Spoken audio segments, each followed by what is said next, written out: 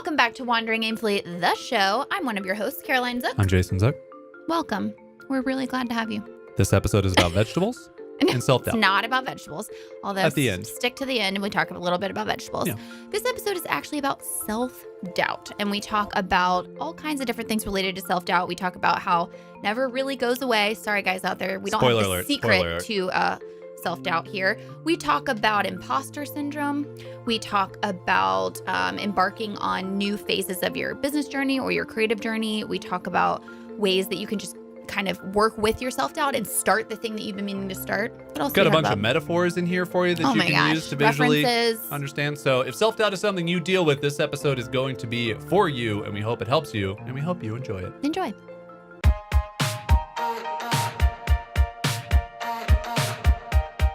Hey there, we're Jason and Caroline Zook, a husband and wife team who believes life is just one big experiment.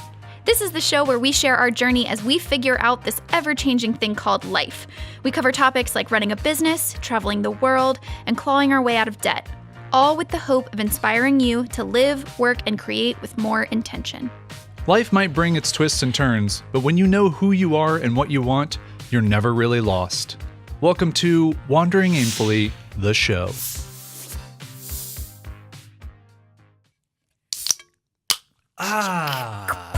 Just cracking open a crisp, cold, red stripe. Hooray, beer. You already made that joke like a couple episodes ago. I know, but when I think of like happiness and beer, I think of drinking Red Stripe in Jamaica, which I did one time, but it was off of a cruise ship. When I think of happiness and beer. Yeah, Jamaica and drinking a Red Stripe. When I think of happiness and beer, I think of a tropical destination with like a Corona. Right. Which is you so should try basic. a Red Stripe in Jamaica. Okay. Yeah. This episode brought to you by the country of Jamaica. And Visit happiness. Jamaica and have Red Stripe. Also co-sponsored. Hashtag not sponsored. Not sponsored whatsoever. Let's dive in. Let's talk about self-doubt. But first, let's talk about Let's set sex, the baby. Let's timer. talk about you and me. Let's talk about all the good things and the bad things. Bam, bam, bam. Let's talk about doubt. Let's talk about doubt. It's a little bit of Dax Shepard on his riff on Fact Check. So I don't want to. A lot of Dax Shepard references. Not that many, like one every 3 episodes. All right, That's self-doubt. Where does it come from, Caroline? I don't know where it comes from, but the reason why I wanted to talk about this topic is because I think self-doubt is one of those things that you think it's very prevalent in the beginning of your business journey specifically, or creative journey, or a lot of things. But more specifically, I'm talking about it in the context of business and creativity. However, you and I were talking in the car. You've been an entrepreneur for 10 years. You keep saying 10 years. What? I'm on my 12th year now. Fine, more than 10 years. Thank you. I've been an entrepreneur for, I think, 5-ish years. And self-doubt is still there. And it doesn't go away. And I think there's this misconception that if you've been doing this a long time, that self-doubt is just going to dissipate and that you're not going to have to struggle with it or overcome it anymore. And that's just not true. If we go back to my fear metaphor from a couple episodes ago. Please share it with the good people at home. Where fear in the very beginning sits next to you and it's like a smart car and he's in the passenger seat and he's screaming at your face. And then the more you do something, the bigger your car gets and the further fear has to sit away from you. And eventually you can't hear fear.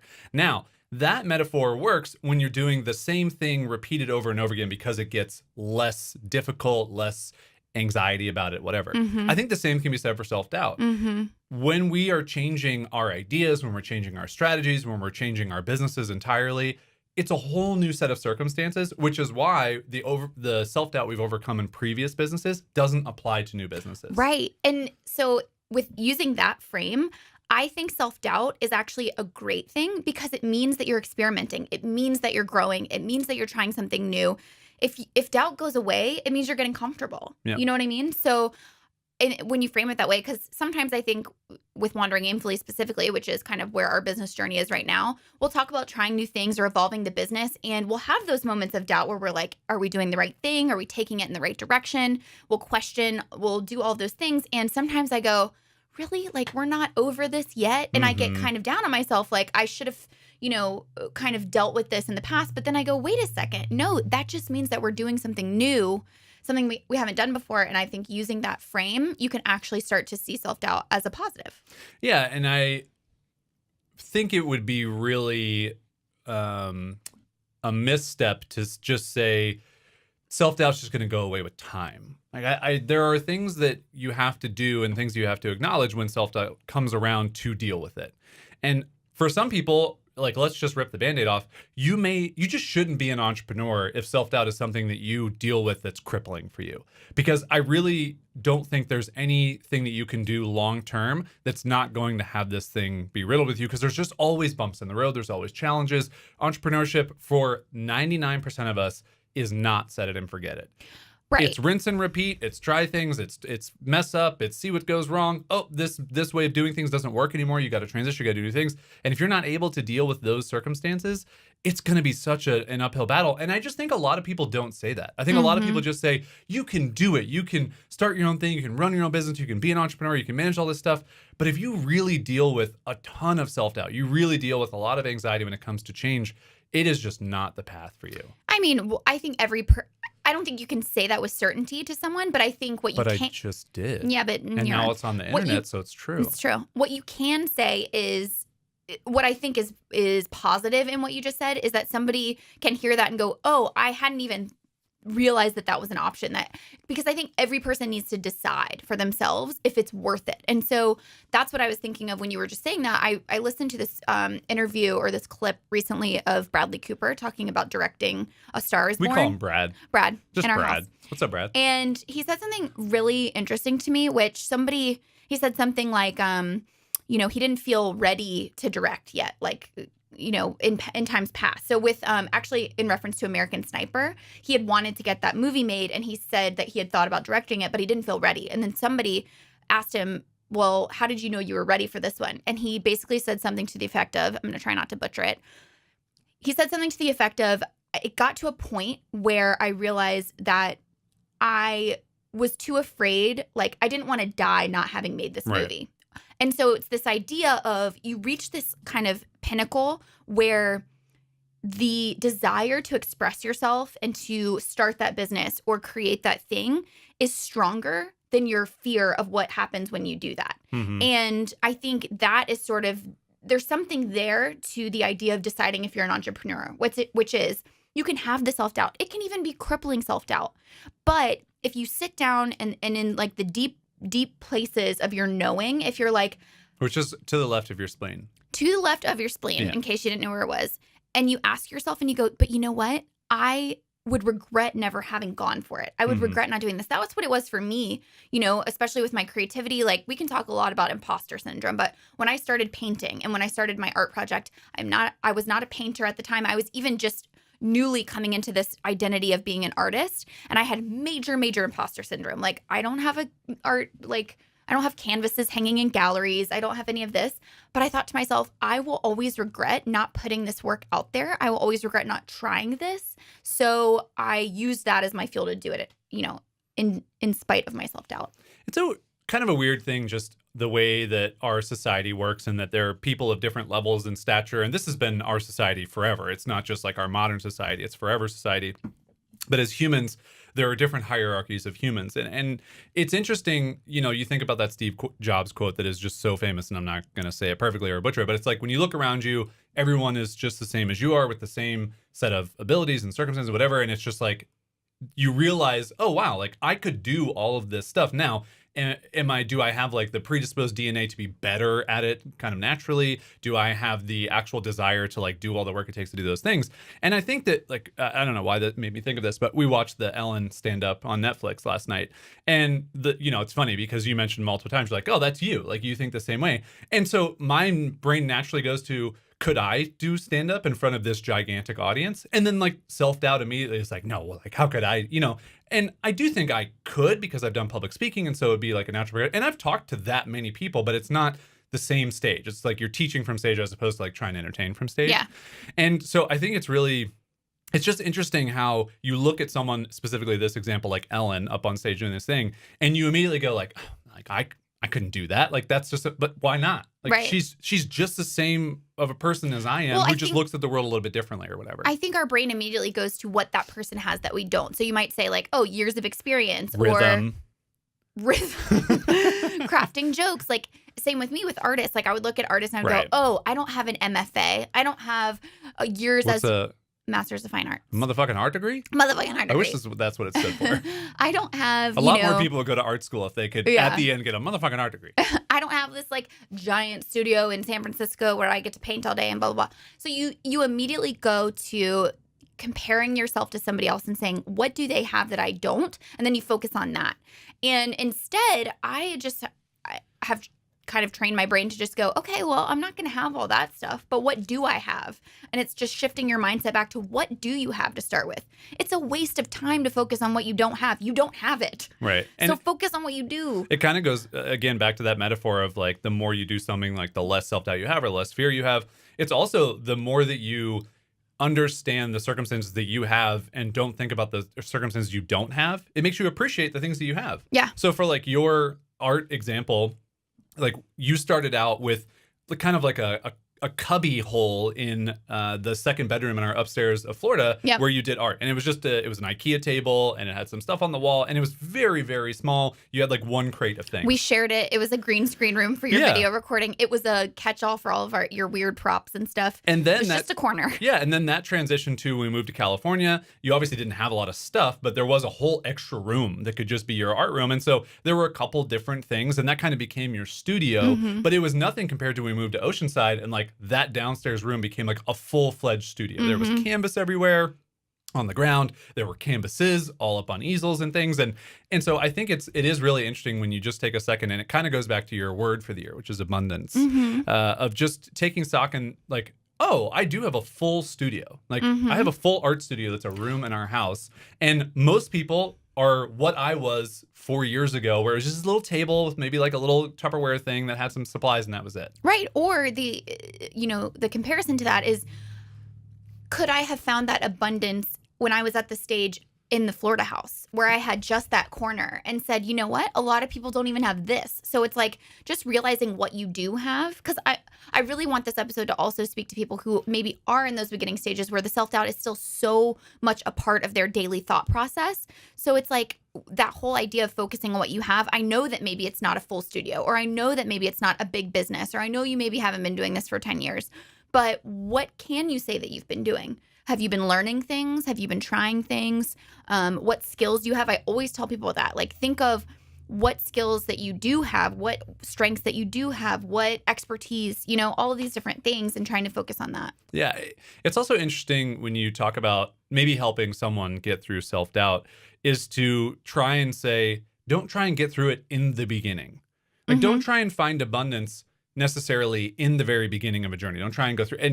And I think that you have to get a little bit further along than the very beginning stages so that you can reflect on at least some part of it and go, oh yeah, like I'm better than I was, or I have more than I was when I had nothing when I started this thing, or this was just an idea that floated around in my head for years and I finally took action on it. And so many people don't do that. Right. And so I think it becomes so much easier.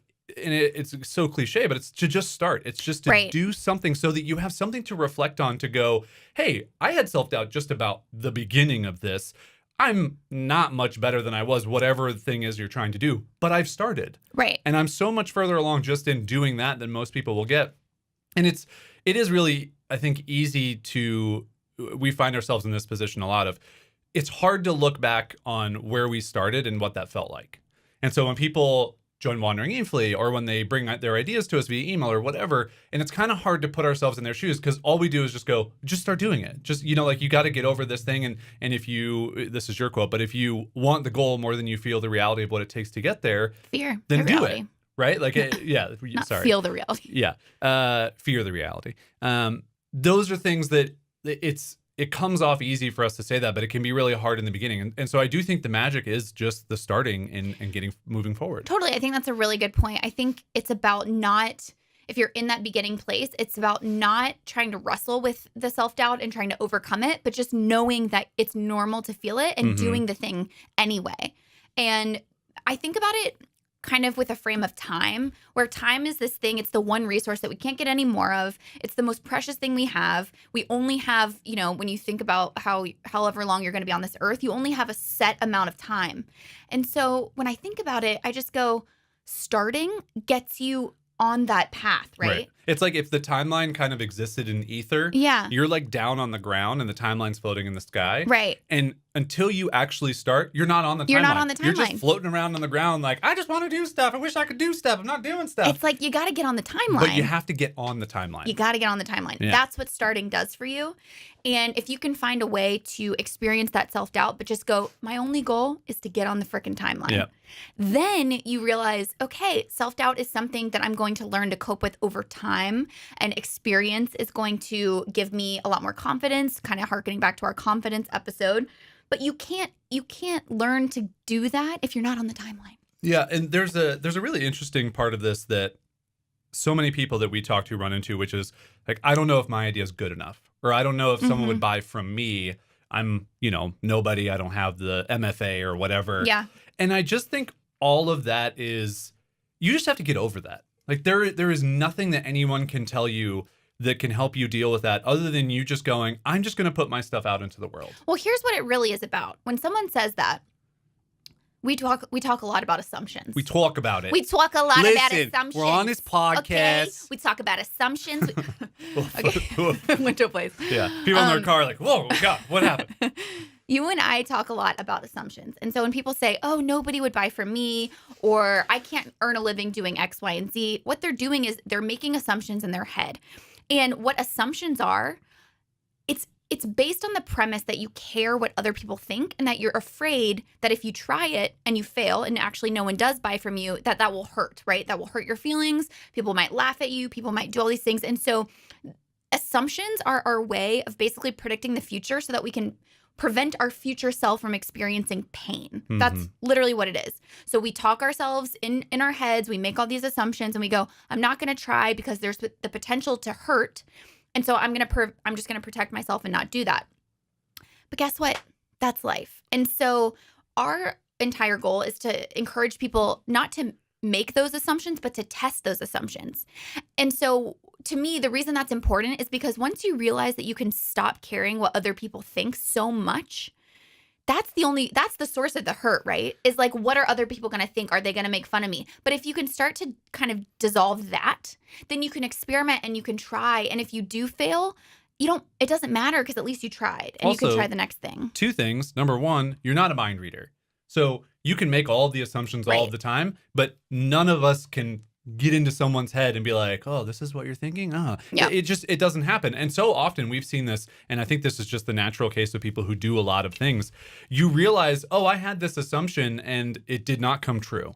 And it was not nearly as bad as I thought this might be in whatever direction I took this or whatever decision I made that was going to be difficult or tough. It's not at all. And we just put all this pressure on ourselves that we think other people. And my favorite thing for this is, like if someone says no to something you're buying, so this is my second thing, is don't say no for other people. Yes. So don't not put your product up for sale, which means someone can't even get a chance to buy it.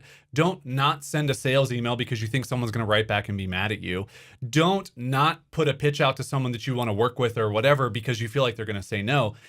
Because what happens is when you get a no, it has so much context. And I know this from so much experience because I've spent so many hours sending emails to people trying to get sponsorships and trying to get people to pay for things and all this stuff. And what you realize is that no falls under a couple different categories. It falls under, it's not the right time for that person. They don't have money for that thing. They've bought this type of thing before and it hasn't worked out. So they have a bad experience and they don't want to do it again. None of those three things are, no, you're a horrible person and you should go to hell. But that's what we think. Yeah. Like when we don't send the sales emails, when we don't put up the sales page, when we don't take that step to put something out into the world for people to purchase or to consume, it's us thinking they're going to write us back and go, you're the worst person ever. No. I don't think my fear, just speaking specifically for me, it's not that I think somebody's going to write back and say you're a bad person. I'm afraid of somebody writing back and saying like, I don't know what we're afraid of. We're afraid of appearing annoying. We're afraid of appearing overbearing, maybe. Overbearing, desperate. Like, I don't know what those things are. But the point is, it doesn't matter where that fear comes from.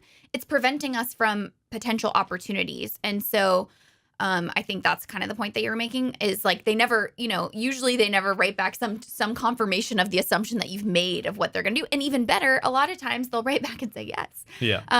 Another thing that it made me think of, especially with you talking about it's never as bad as we assume that it's going to be in our minds, is specifically in my brain, I think of all the times that we've shifted or pivoted or quit things or shut down products or any type of move where we've stopped doing something. Like I remember specifically for my daily art project in 2016, I wanted to do a different painting for the entire year. And I stopped at 280 because it had stopped allowing me to grow. And instead it was becoming a source of pressure and social pressure. And I didn't like the way it made me feel. And so I just thought it was more important for me to stop.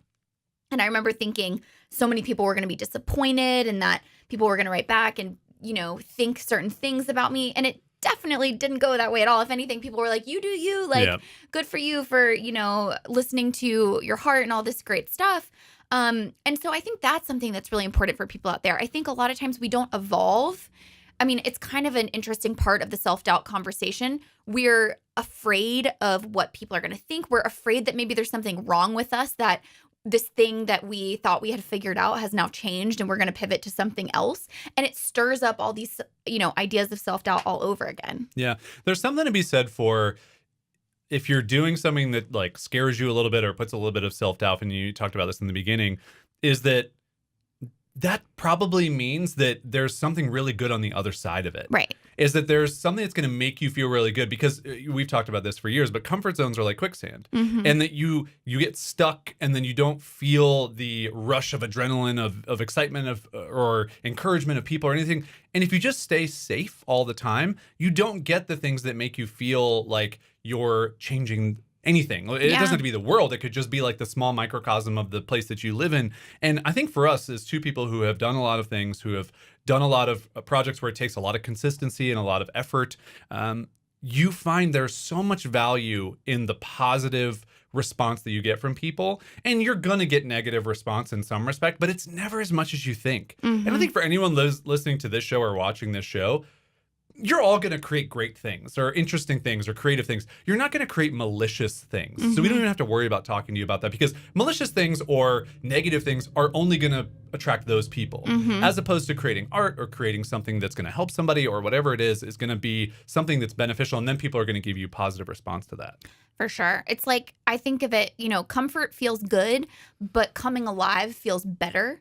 And to me, that's always what I remind myself when I'm confronted with something that scares me or that makes me doubt myself, is like, yeah, but isn't it going to feel amazing when I'm pushing myself and the excitement of what's going to come next and what's going to come out of it? I think about starting Wandering Aimfully, honestly. And it would have felt comfortable and predictable to just stick to Made Vibrant and the thing that I was comfortable doing and just trying to kind of grow that in some way, shape, or form. And I remember when you brought the idea of combining businesses to me, like, I was terrified. And I thought, I don't know if I can do this. I don't know this person. I don't know this person. Who are you? You lived with me for 8 years. I don't even know you. I doubted everything about it. I was like, are people going to think this is weird? Are we going to lose a bunch of people because we're kind of combining forces and all this stuff? But I thought to myself, if there's one thing I know from my past experience, it's that doing new things makes me appreciate different parts of myself, and it makes me grow in a whole new way. And to me, that's what feeling alive is all about, is when you feel that growth and you feel that excitement. And like I was saying, comfort is great, but that feeling is better. Yeah. And that feeling, yes, comes with the fear and the doubt, which I think is what scares people away from it. But do you want to give a clean drop of your quote? Because I messed it up. What'd you say? I said feel instead of fear. Do you want to give a clean quote? Clean Carol quote? You want the dream more than you fear the reality. That's what it is. So you want that big dream in your head more than you fear the reality of what it takes to get it there. Thank you. Okay, we have a couple minutes left, and I want to chat about what happens when the self-doubt is actually, it comes true. So what happens when you go beyond the fear, you start something. You do the thing, and it sucks. And then the self-doubt is realized. What do you do? Because I can tell you that this has happened to me a couple times. Yeah. Here's the way that I look at it. At that point, you've done the thing. You can't go backwards. So the only thing that you can do is try to take whatever you can from it. And to me, what's cool is that it becomes like another piece of your armor, right? Because you've been through the fire of whatever that bad experience is. You've been watching me play Zelda. I have. I got armor, got going through fires. A lot of Zelda metaphors are coming through for me. But that's the way I really view it, honestly, is like, you're a little bit more invincible because you've experienced the depth of whatever that feels like. Like you've been, whatever the arena quote is, you've been in the arena. Yeah. You've felt what it's like. Some people say that everybody needs to get punched one time in their life. Yeah. Because the fear of being punched will make you, so terrified. But if you just feel it one time, then you know what that feels like. That's how I view anything that doesn't work out, is now you know what it feels like to get punched. And you're going to be less afraid of it next time because you know exactly what that feels like. Yeah. Also, don't punch people, though. Yeah, don't punch anybody. Unless it's on my 30th birthday on a little website where you could punch me virtually. Do you remember this? Yeah, I totally do. I set up this 6 years ago as you could literally punch me for my birthday. I think someone punched me 18,000 times. It was up for like 24 hours. They ran a script. They were just like, I got to punch this guy in the face. Silly things I've done. Yeah. To your point, it is one of those things where it's a notch in your belt. And Yeah. it's a story you get to tell. Yes. And it's, for me now moving forward, it doesn't make it any easier because I've dealt with a couple of these things on little software products I've had or whatever, or ventures I've tried to go in with other people. And we'll have a whole episode on partnership soon. But it can be very daunting to come out the other side of one of those things and go, well, now what? Mm-hmm. And I think the well, now what for me, how I've solved it over the years is just the mantra of the obstacle is the way from Ryan Holiday's book. And that book, that small phrase is so helpful for me to go, okay, like this sucked. It wasn't good. It doesn't feel good. I didn't make any money. I lost money. I lost time. But you know what? I've now learned a whole set of things I can put forward to my other ideas and I can use in stories that I tell and things just like this episode. It's a whole bunch of things that we've not done right or talked about and maybe they've missed. And we get to use them as food to move forward to fuel us on what we're doing next. Yeah. Guess who's not relatable in the world? Nope, I'm going to finish my Timers. thought. Suck it, timer. Oh, gosh. Guess who's not relatable in the world? People whose success just goes like this. People who have never had to deal with hardship. People who have never had to overcome challenges. That is not relatable to anyone because we all have to deal with challenges. And so we really did arrive at this place where we thought to ourselves, it's a win-win. If you try it and it works out, that's a clear win. But if you try it and it doesn't, it becomes this chapter in your story that allows your path to become more relatable to other people. And you and I thrive off of authenticity and transparency. And so literally the lifeblood of our business is showing you guys the downsides as much as the upsides. And kind of in a weird, smart way, we've framed ourselves in that way because, like I said, now if we fail, it's a win. If we succeed, it's a win. And so many people, like you said, can relate to that. And they're happy to be on the journey with us, our Wandering Aimfully members specifically, that they're like, I'm here with you. I want to watch what you guys do so that I can skip that pain. Or I can just go, oh, I've been through that too. And I have someone I can relate to and talk to about it. Yeah. And the last part of that is just you do have to take a more long-term view because it's going to hurt like hell in the short term. But if you can just take that long-term view and realize that it's going to be a part of your story on a more macro level, I think that can also help you go, okay, there's a purpose behind this pain. There's a purpose behind this failure. There's a purpose behind, this sucks. And so if you could maybe zoom out the lens a little bit, that might help too. It's time for everyone's favorite segment, which now has a new theme song. We Googled that. We Googled that. We Googled that for you. Oh, gosh. Okay, we're going to workshop it. Got a little squirrely at the end there, but We're going to that's workshop okay. it. I had a phlegm in my throat. Wagugtafi, we Googled that for you, is a segment where one of us finds something for the other, which is pretty much just me at this point, and Caroline guesses what I found. I like guessing better. Here is we Googled that for you today. Okay. We are both plant-based eaters. Yes, we are. We love vegetables. Love 'em. We eat a lot of vegetables. All kinds of vegetables. What is the oldest known vegetable on Earth? No. I Googled this for everybody. The oldest known vegetable? Yep. I find it hard to believe that you would be able to figure that out Well, across the entire world. Right. So what you got to do is you go to the historical written records is all people have to pull from. So we don't know before people kept historical records. Okay, so maybe I should think of a civilization area in the world that hint. that maybe had written records. Okay. Mm-hmm. But that doesn't help you with the actual vegetable. How do you know? Okay, I go. know the indigenous vegetables of all kinds of places all over the world.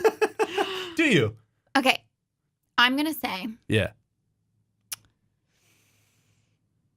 parsnip. Like a root vegetable. It seems earthy. It seems old. Yeah, but they would have had to find it. It's not What do like you mean find it? It's in the ground. That seems like the first place people would look for vegetables. No, you would look like on bushes or on plants. You'd be like, oh, what's that? You wouldn't dig in the ground. What vegetables grow on bushes? Peas. I was going to say peas. Give me this phone. I was going to say peas before I said parsnip, you idiot. Who are you saying is an idiot? Oh, okay. Just wanted to make sure because clearly it wasn't me. Uh-huh. I'm thinking peas. Nice. That's great, although it's parsnips. Peas are the oldest known vegetable on Earth. They were prized by the ancient Egyptians, Greeks, and Romans. Peas are a tasty source of protein, fiber, potassium, and B vitamins. Now, peas grow on plant? Little bushes. Little bushes? Yeah. So like the garden that sure? we have in our side yard with our neighbors, we could plant some peas in there. I would love to do a quiz. And they would not be buried in the ground. I would love to do a quiz on how vegetables grow because it's surprising. surprising. Most of them are surprising. Like pineapples, when we saw I was like, You what? guys are just sitting there and you're spiky and Spiky ready to go. Okay, anyway. All right, we Googled that for you. Everyone, we hope you learned The something. pea. Go take that knowledge to your friends. Ask them what vegetable was the first on Earth. It's not parsnip. It is P for Nicely prehistoric. Just kidding. And if Very you- historic. If you want to support this show, if you like this episode, if you like any other episodes, if you like our faces, you can subscribe on YouTube. That does help because it helps YouTube know that, oh, hey, people like this. And they're watching. Interesting. You can like the video. It's just a little click of your mouse. Or if you're listening to this and you're on a podcast app, leave a review and a rating. I know we say that almost every but episode. we would love it if you did that, please. It helps. It helps the algorithms know. And it also helps us Feel good. feel good in our ego, and also to just continue to be encouraged to show up and record this show for you, because then we know that you like it. So if you don't leave a review, we're quitting. Bye.